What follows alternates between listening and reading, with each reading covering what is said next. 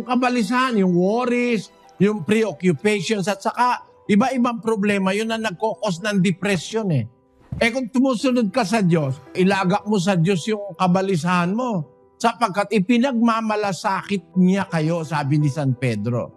Kaya doon sa 4:6 ng Pilipos, ang sabi, huwag kayong mga balisa sa anumang bagay, kundi sa lahat ng mga bagay, sa pamamagitan ng panalangin at daing na may pagpapasalamat, ay ipakilala ninyo ang inyong mga kahilingan sa Diyos.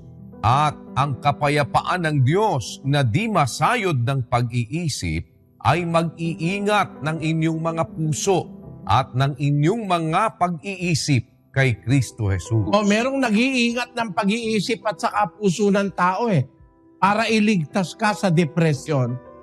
Ang sabi, huwag kayong mabalisa sa anumang bagay. Ang sabi sa English doon, be careful for nothing. Sa Revised Standard Version, ang sabi, have no anxiety about it, na siyang nagkokos ng depression.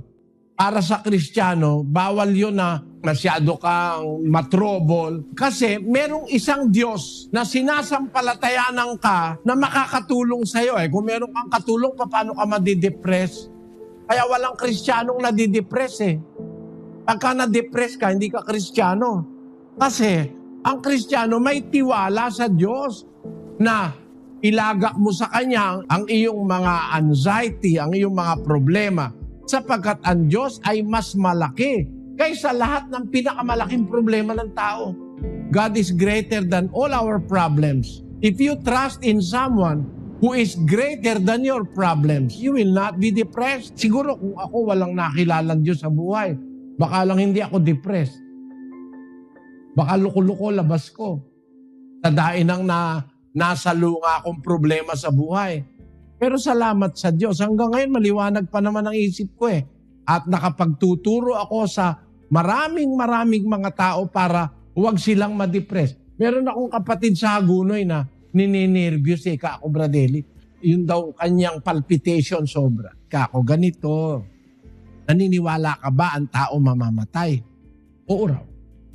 Naniniwala ka hindi ka mamamatay kung hindi pa gusto ng Diyos. Nasa Biblia yon, 10:29 ng Mateo. Kahit maya, hindi mahuhulog sa lupa kung hindi pa hintulot ng Diyos. So hindi ka mamamatay kung hindi pa gusto ng Diyos. Kung hindi pa gusto ng Diyos, huwag ka matakot mamatay. Kasi pag natatakot ka mamatay, parang natatakot ka sa gusto ng Diyos. Ang paniwalaan mo, mamamatay ako pag gusto ng Diyos. Pag hindi pa gusto ng Diyos, di pa ako mamamatay. Yun ang paniwalaan mo. O maaalis yung takot mo Kako. Kaya ka lang kasi Kako natatakot ka mamatay, matakot ka malugi na.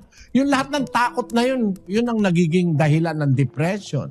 Huwag ka matakot, maniwala ka sa Diyos. Ba't mo po problemahin mamamatay ka lang pag gusto na ng Diyos? Kung hindi naman gusto ng Diyos, di ka pa naman mamamatay.